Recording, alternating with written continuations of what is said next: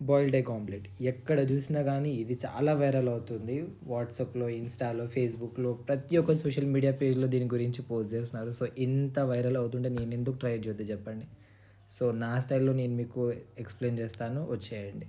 First మనము పోపు పెట్టుకునే మూకిడ తీసుకొని అందులో కొంచెం ఎక్కువగానే ఆయిల్ ఏసిన తర్వాత ఫస్ట్ బాయిల్డ్ ఎగ్, ఆ తర్వాత బీట్ చేసుకున్న ఎగ్ వేసుకొని ఉల్లిపాయ, పచ్చిమిర్చి, ఉప్పు, కారం వేసుకోవాలి. సో, నాకు స్పైస్ టాలరెన్స్ ఎక్కువ కాబట్టి నేను పచ్చిమిర్చి వేసుకున్నాను. మీకు వద్దనుకుంటే మీరు ఈజీగా స్కిప్ చేయొచ్చు.